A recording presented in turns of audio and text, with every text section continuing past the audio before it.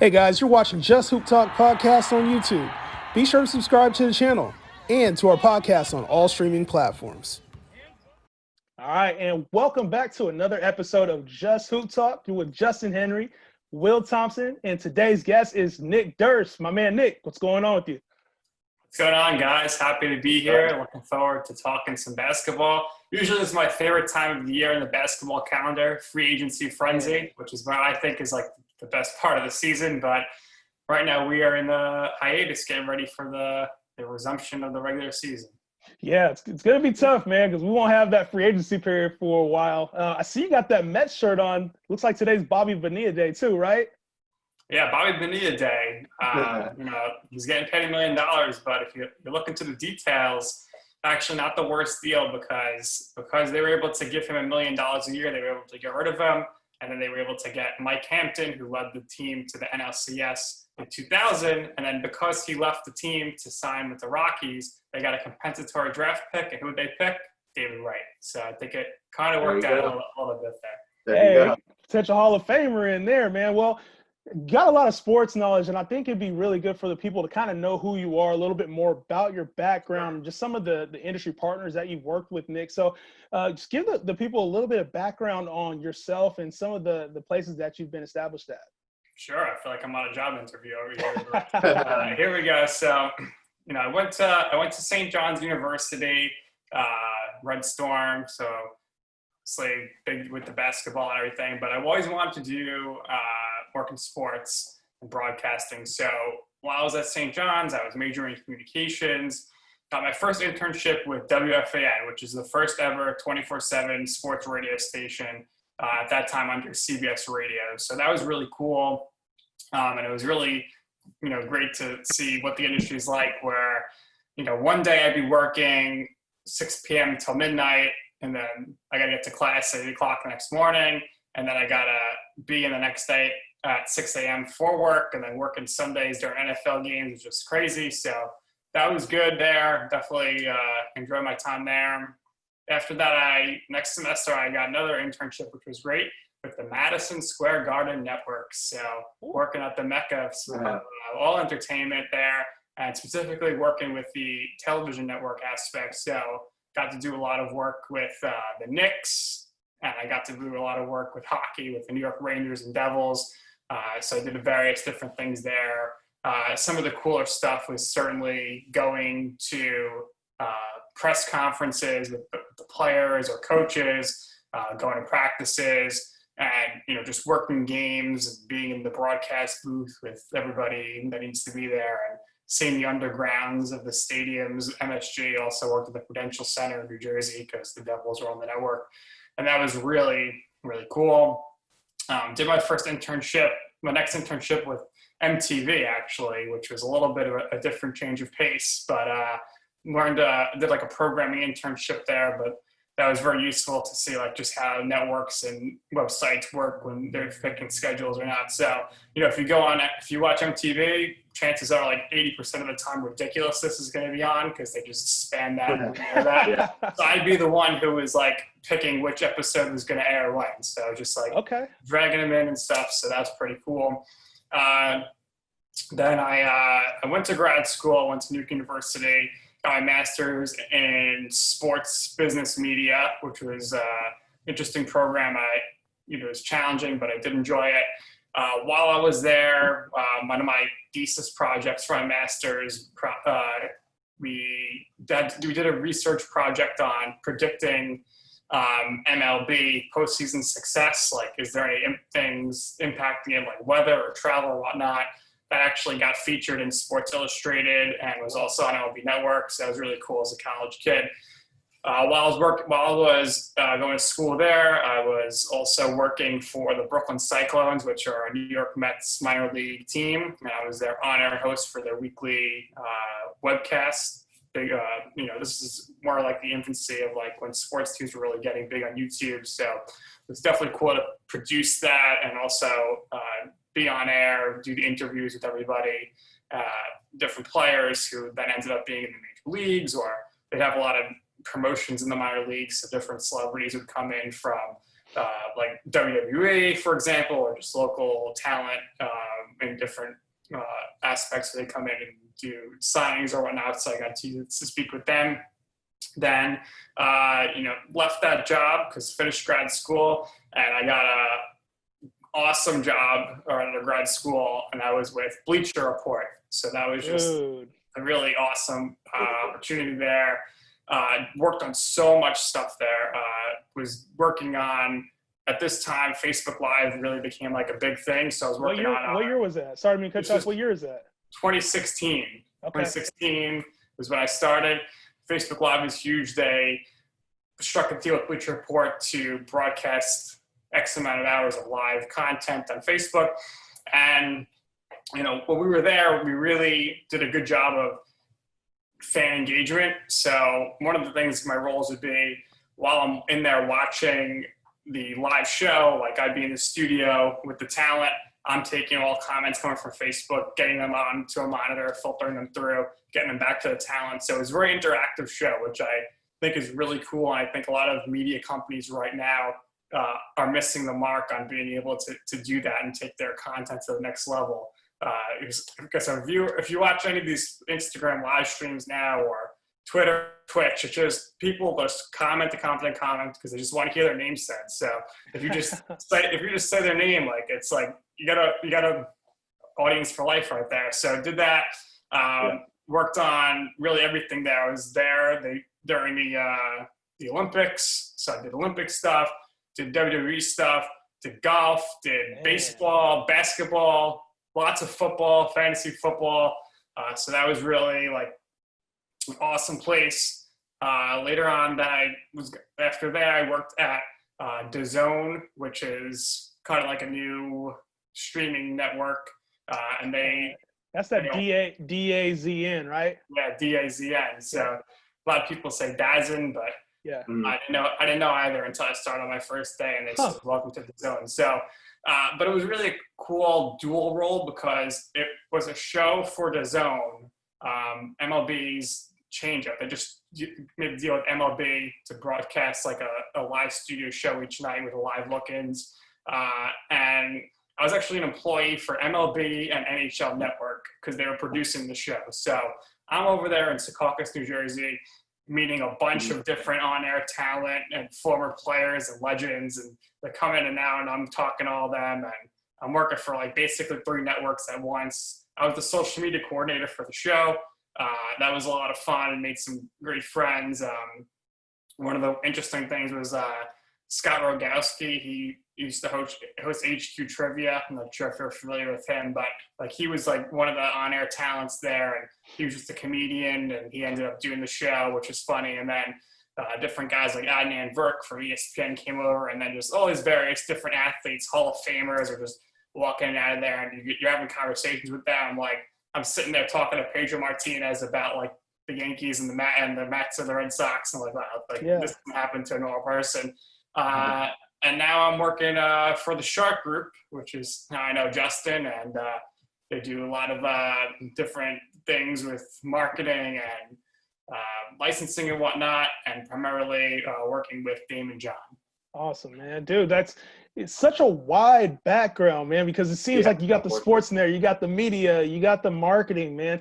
What's been your favorite aspect of just kind of collecting all that knowledge and being able to, like, obviously you're a diehard sports fan, but to be able to work around some of your favorite things and being able to get that message out, what's been your favorite part of that?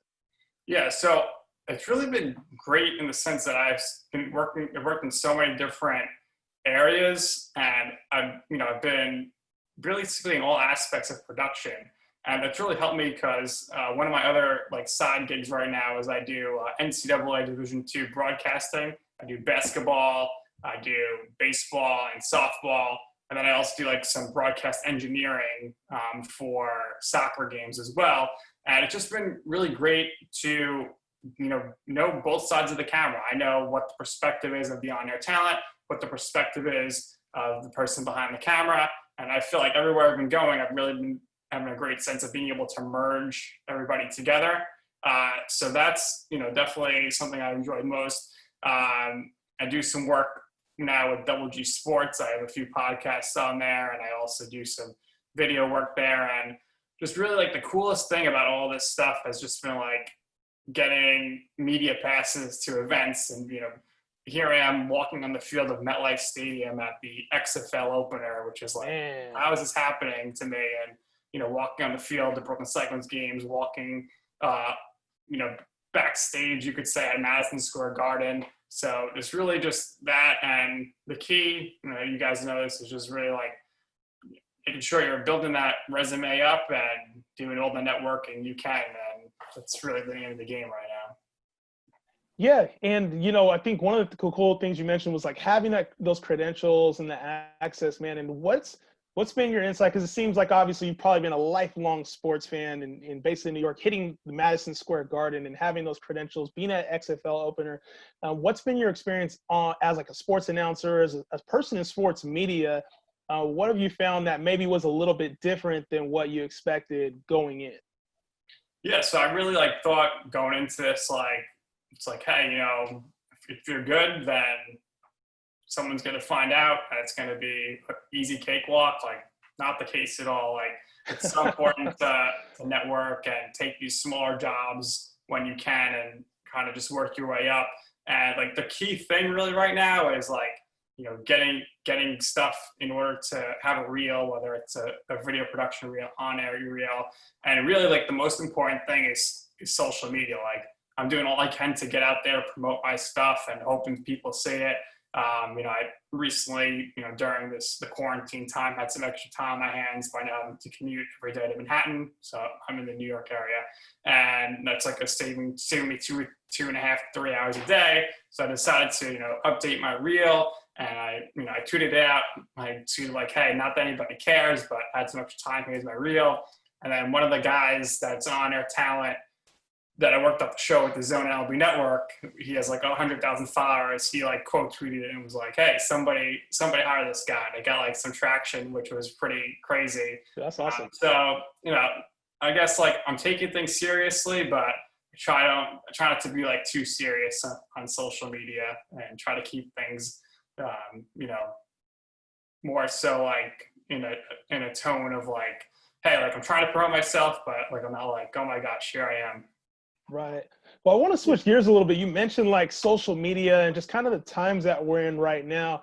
It's an unprecedented time for not just, all sports, but just the NFL, NBA, college basketball, college sports in general. There's a lot of uncertainty with what's going on. Even, we do a lot of hoop talk, obviously, on Just Hoop Talk, but the NBA restarting is kind of just it's up in the air. They have a plan for it, but COVID has really made a big impact on that. And then also a lot of the social movements as well. I want to get your thoughts on just sports in general, kind of restarting and just the uncertainty that goes in there. What are your thoughts on the current landscape of sports right now? It's going to be tough. I mean, you have people every day right now testing positive for coronavirus. And what I really think it's going to come down to is all it really takes is a major star. If LeBron James gets coronavirus, the season's over. Yeah. If Patrick Mahomes gets coronavirus, they're probably going to delay the season. And the thing about where we are right now, especially if these guys going into a bubble and not being able to anything to do, this stuff is going to be all over social media so quickly because there's nothing else for these guys to do.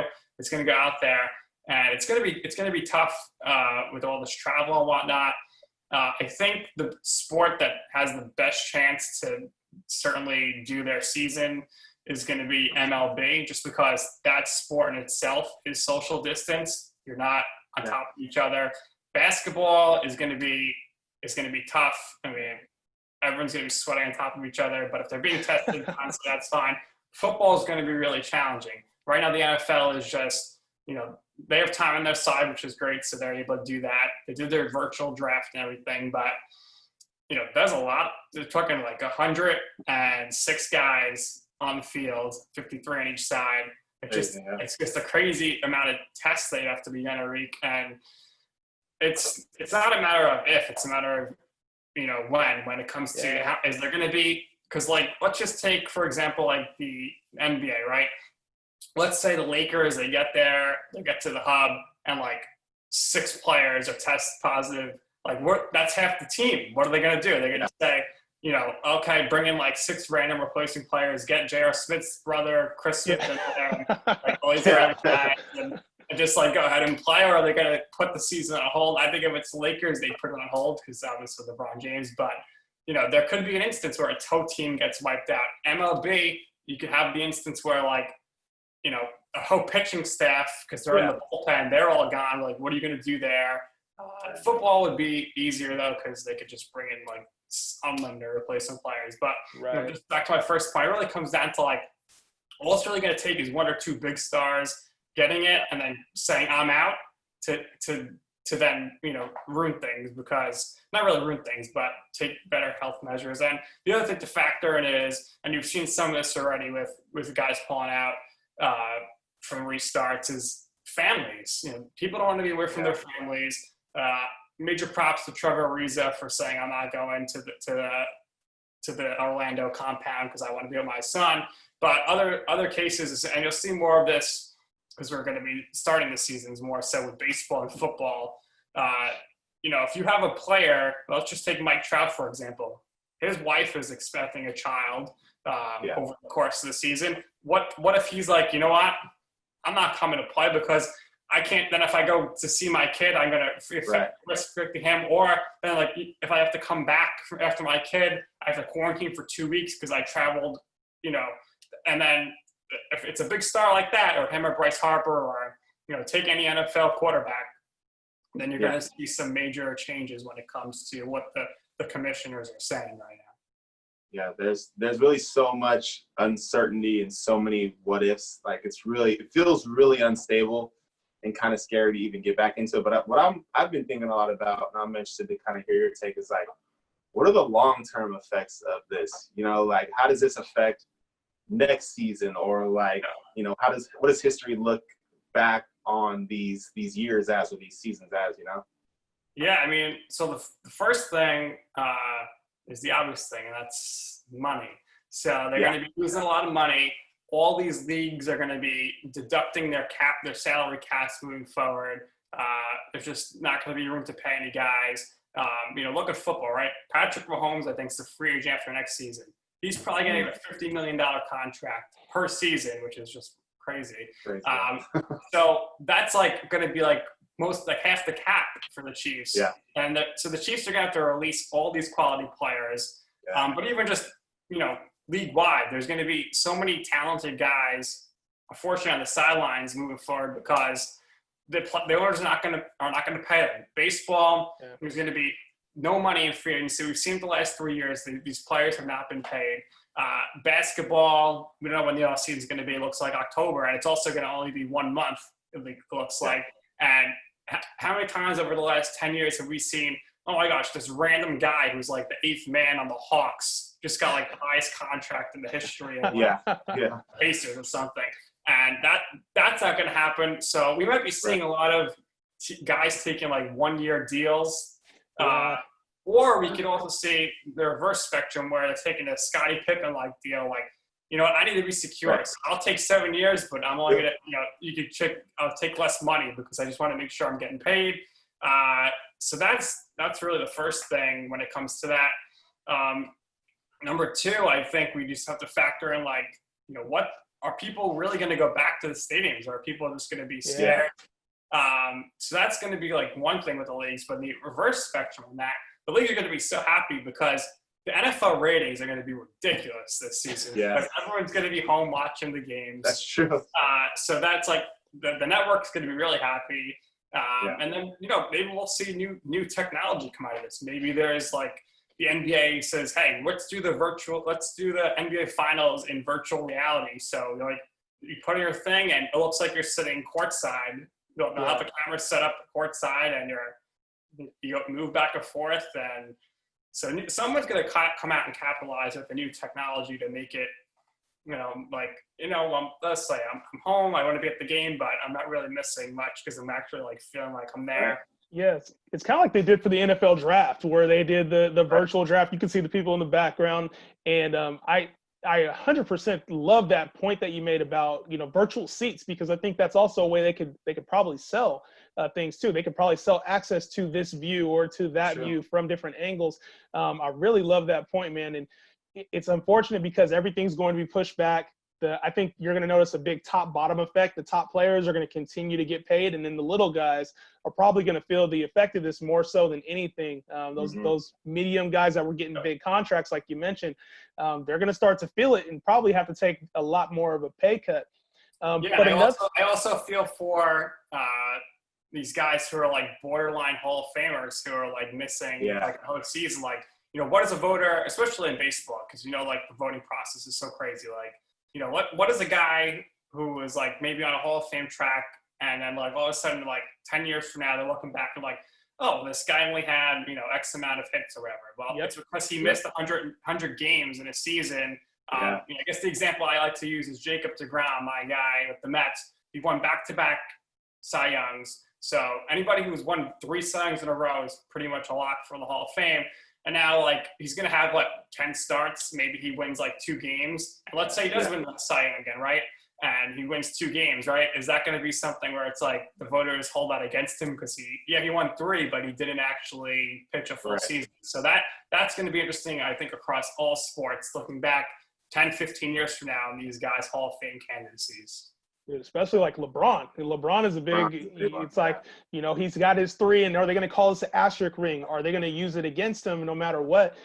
Just the uncertainty around all this is crazy. And, you mentioned like the free agents, but I also want to talk about like the draft, because these guys are going to be coming in a little bit later into the year. Some of these guys didn't get to finish their season with March Madness. Like these college guys are missing. And then like that next class too, the high school class that's coming into their first year is going to be missing a good majority probably of the season, even heading into next year. What are your thoughts on just like the talent level that's going to be coming in at different times and like just the way that it's going to be skewed? Some of these guys won't be playing basketball all summer just because of their situation and their setup, Yeah, I think it's definitely going to impact the high school guys that were going into college. Yes. And we've seen it recently. A few of the top recruits, they're like, I'm going to the G League. Let me get some money, because even if we don't play, I'm getting paid. And I think that's really smart. And I think we're going to see definitely a trend of that moving forward anyway, regardless of COVID. But it's going to be tough for these guys to adjust because there's going to be like a 2-week training camp. There's going to be no summer league. Maybe they'll do some sort of fall league. I know the 8 teams that didn't, make it to the bubble for the restart, they were like, we need to have some practice or something, something developmental stuff. But also that's tricky because you don't know what your roster is going to be. So that's like really the crazy thing there. And then you have like Wiseman for Memphis, and he played like 2 games and he had to stop. He's going to be like a top pick, and it's like, but what's going to happen with a guy who hasn't played in like over a year? Is he going to be able to come in and make an impact?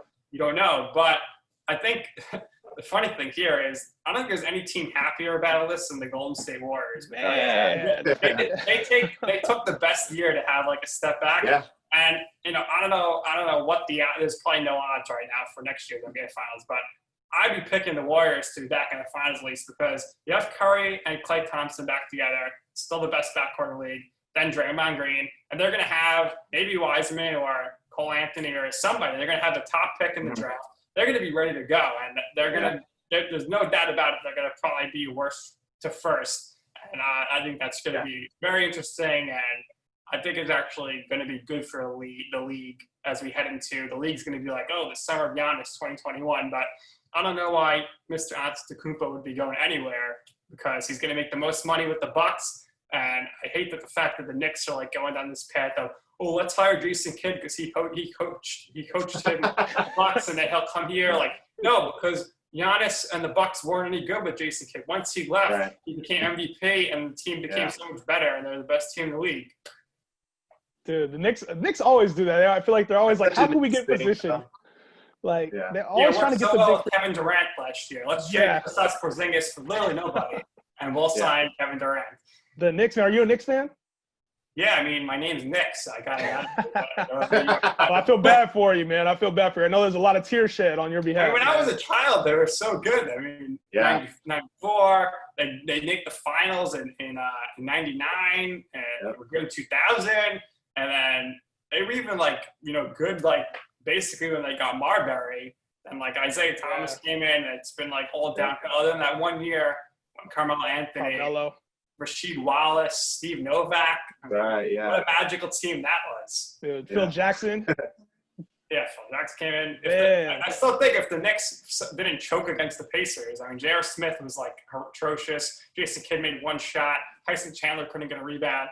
Then they would have had a really nice, fun series against the Heat that year because they beat the Heat twice or 3 times during the regular season. The Knicks, man, I feel like they always have that short end of the stick. Something happens with the Knicks during the season or during their little run or whatever, even the Linsanity run. It's you have those moments, and then it just go right back to being the Knicks, man. Yeah. It's crazy. But I want to get your thoughts on some of the teams that are in the bubble right now that will be going down to Florida to play. There's 22 teams heading down there right now. Some of them are fighting for that last spot. I want to talk to you since you're on the East Coast. We're actually a West Coast show, and a lot of times we're talking about the Sacramento Kings or we're talking about the Lakers and Clippers. I want to get your thoughts on the Eastern Conference and talking a little bit about the Celtics, talking about the Bucks. Who do you like? Obviously, the Bucks are the heavy favorite to come out of the East, but maybe who's that other team we should be watching out for that a lot of people aren't paying attention to or taking serious? Honestly, you're not gonna like this answer, but nobody. It's the Bucks. The only team that's gonna come out of there. I don't think any other team is mentally in it. Maybe the Sixers have a nice little run. The Nets are gonna be atrocious. Everybody's out for that. God, yeah. They shouldn't even show up. It's a waste of time. The Celtics, they could maybe make a run. I really like Brad Stevens. I think they're just missing a big piece right now. Gordon Hayward has been really good back off the injury now. So really, I guess the team would have to say is the defending champions, the Toronto Raptors, because they're underrated still. They had a great season, the reigning champions. No team has been a reigning champ for this long except them, and they have these gritty guys. Have you guys seen the pictures of Gasol now? After working out, he's jacked. Dude, the transformations are going to be crazy too, because I'm sure that there's some players who have gained a lot of weight, and then there's the Gasol, the Jokic's, the ones who have transformed their entire bodies. It's crazy to see that. Yeah, so I would say them. I think the Raptors, Bucks, Eastern Conference Final. I mean, it's chalk, but that should be a pretty good series. But I really think the Bucks are just going to run through everybody to get to the finals. Man, and then who you got coming out of the West? This is a tough one. And I kind of want to, go off the grid here. I would, if we're talking just between Lakers, Clippers, I'd lean Clippers. But my answer is going to shock you guys. I'm going with the Rockets. The Houston Rockets. Okay. I got to hear this one. So no one's going to be in, great game shape here. So that kind of benefits the Rockets because they don't have to play. They're not the best at defense. They don't have to play crazy defense. Right. What are the Rockets best at, though? Shooting 3-pointers. So there's not going to be much defense being played. Sorry, as my phone's ringing here in my house. But I do believe that they're going to just be able to shock people, come out, shoot the three. I mean, this is a team that really, obviously, Chris Paul. They had their chances. They should have made it there. And I just think that. I'm not saying they're definitely going to make the finals, but I don't want to say Lakers, and I just think that they have a good shot in this kind of formatting. They don't have to travel or anything, and shoot, and it's much easier for them to, I just think there's going to be a lot of good quality defense being played here in the playoffs. So that's kind of where I'm leaning with the Rockets.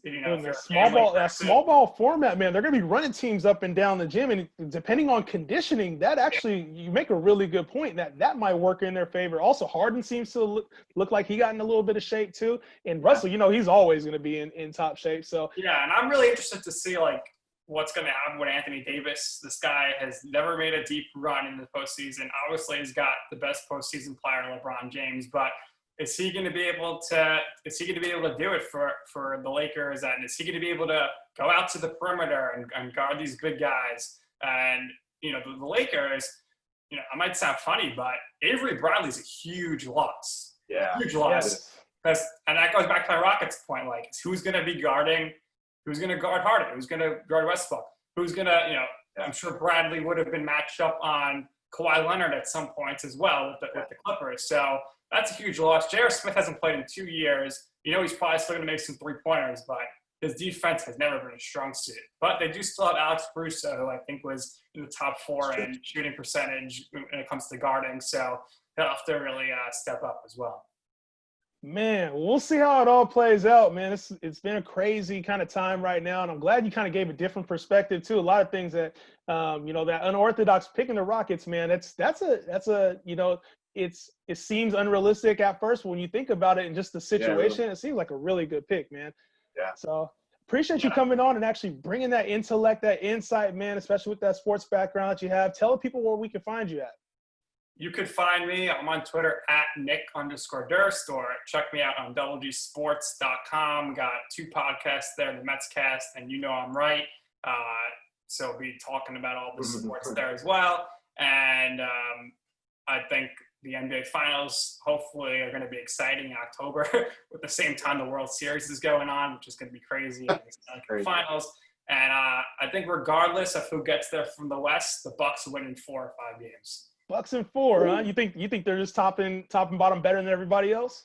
I think so. They're gonna be rested up, healthy now, and they have the best player in the world right now in Giannis. So sorry, LeBron James, but I'd love to see Giannis and LeBron going at it.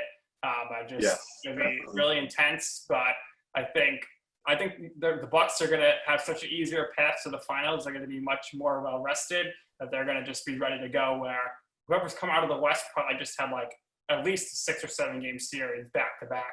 And we'll see what happens there. But thanks for having me. It's been a lot of fun. Dude, absolutely, man. We'll have to revisit that convo, man, in October where we're talking championship and seeing who's there, man. Absolutely. Can't wait. All right, Nick, take it easy. Thank you, dude. Yes, sir. And that's another episode of Just Hoop Talk. Be sure to check us out on YouTube and all your streaming platforms. We're on Google Podcasts, Apple Podcasts, Spotify, you name it. We're on there. Just Hoop Talk, another edition in the books. We're out. For more NBA, college, and hoops coverage, be sure to subscribe to Just Hoop Talk podcast on YouTube and all streaming platforms.